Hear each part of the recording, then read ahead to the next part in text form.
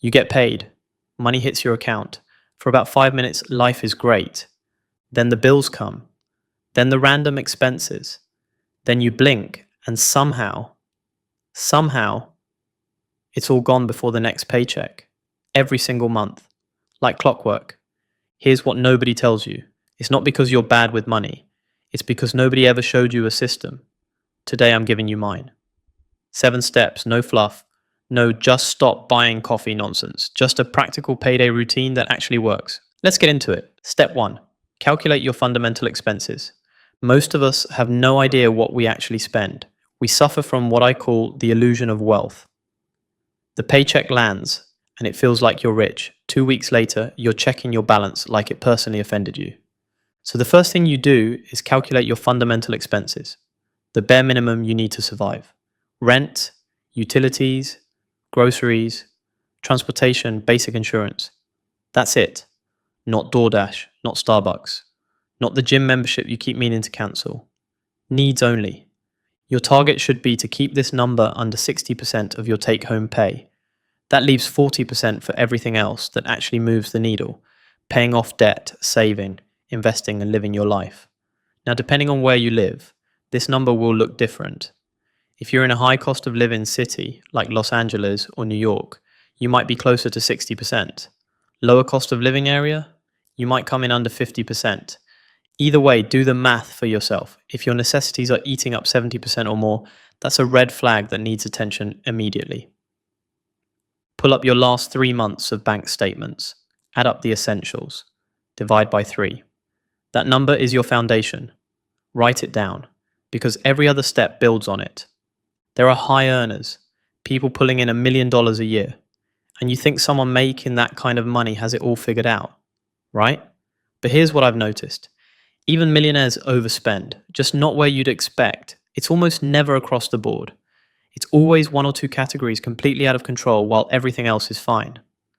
I have a friend with a watch collection, wears a $100,000 watch on his wrist, but wears $60 jeans, could easily afford designer, just doesn't care to.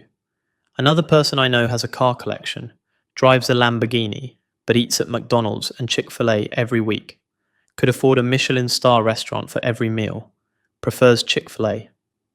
Another one drops excessive amounts on vacations, extraordinary trips, but gets his hair cut for $20. The point is, whether you make a little or a lot, there is almost always one category draining you more than you realize. And until you write it down, you won't see it. That's exactly why this step matters. Step 2. Pay your bills and make minimum debt payments. You've heard it 1,000 times. Pay yourself first. Invest before you do anything else. No exceptions. I get the idea. But what happens when you don't pay your rent? You get evicted. Don't pay your mortgage. Foreclosure. Don't pay your credit card. You're sitting at 20% interest compounding against you every single day.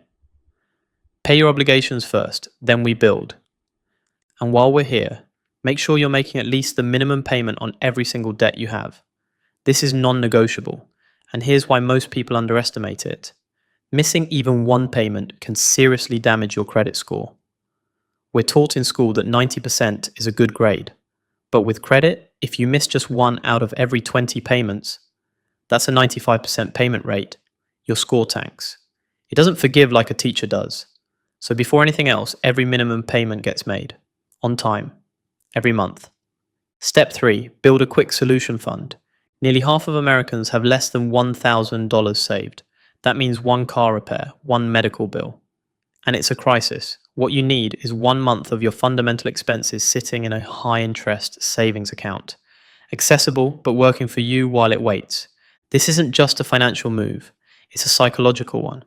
This buffer is the difference between an unexpected expense being an inconvenience and it completely derailing your life. Build this before you do anything else with extra money. Don't skip this step to chase higher returns elsewhere. This is your foundation. Step 4. Invest for retirement first. Once your quick solution fund isn't in place, the next move is investing, specifically for retirement. And the first place to look is your employer's 401k match. If your employer offers a match, say 3% of your salary, and you're not taking it, you are leaving free money on the table. Literally free money. Always get the full match first, no exceptions. A good goal overall is to set aside around 10% of your paycheck toward retirement. After you've captured the full employer match, the next priority is a Roth IRA. Here's why it's so powerful. Your money grows completely tax-free. Whatever gains you make inside a Roth IRA, you will not be taxed on when you retire. That's a massive deal over 20 or 30 years. You can contribute up to $7,000 per year if you're under 50. And since you're contributing after tax dollars now, there are no surprises waiting for you later. Keep your investments simple. Index funds and ETFs. Broad, diversified, low cost. You don't need to pick stocks. You don't need to time the market. You just need to start and stay consistent. Keep this money in a completely separate account. No mixing it with anything else. Out of sight, out of mind really works here.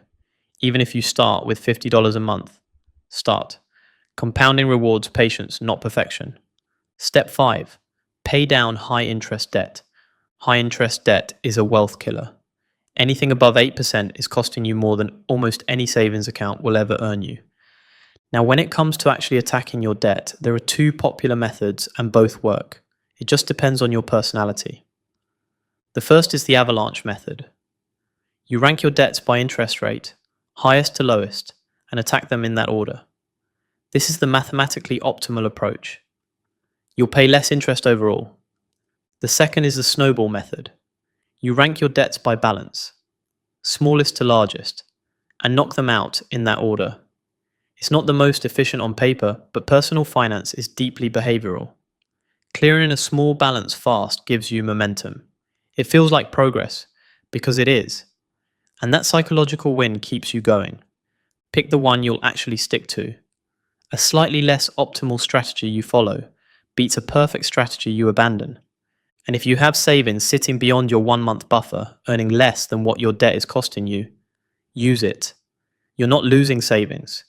You're plugging a hole that's been draining you every single month. Step 6, build your full emergency fund. Now it's time to build real security. 3 to 6 months of your fundamental expenses. 3 months for basic stability. 6 months as the standard.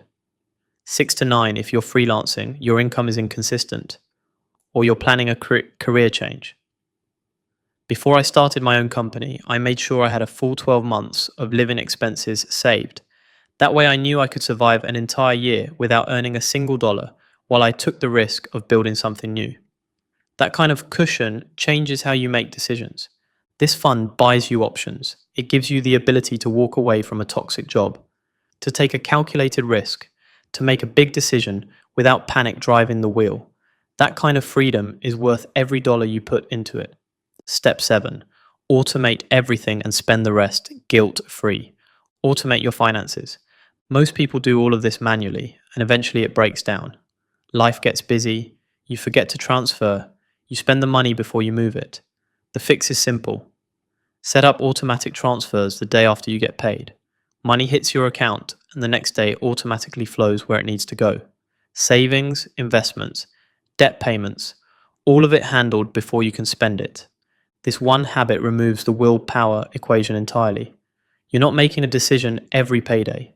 The system runs itself, and it frees up mental energy for everything else going on in your life. Once all of that is automated and running, whatever is left is yours. Guilt-free. Go out. Buy the thing. Enjoy your life. Allocate around 20 to 30% of your take-home pay for fun, and don't apologize for it. You've handled your priorities. The reason you set a specific percentage matters. It stops you from overspending, and it lets you actually enjoy the money without that nagging feeling in the back of your head. What if the math just doesn't add up? Cutting expenses can only take you so far. At some point, there's nothing left to cut, and you still come up short. When that's the case, you can't just play defense. You have to score too. Think about it like sports. You can't win relying entirely on defense. You need offense too. And the single highest return offensive move available to most people.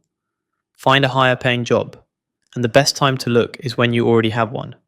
You're not desperate. You have leverage. You walk into interviews relaxed and confident. And that actually makes you more likely to get the offer. Use a competing offer to negotiate a raise at your current job. Or just take the new one and move on. Your company will restructure, downsize, or let you go whenever it suits them. You should do the same. And absolutely do the budget exercise. Write out every expense category. Go back to that observation from step one. There is almost always one category quietly bleeding you dry. For the millionaire, it's watches or cars or vacations. For you, it might be dining out, online shopping, or subscription you forgot you were paying for. The moment you see the actual number next to that category, everything clicks. Find the leak. Fix it. You'll feel the difference faster than you think. Personal finance isn't about restriction, it's about intention. Follow these 7 steps. Automate the system and you stop reacting to your money and start directing it. That's the whole game.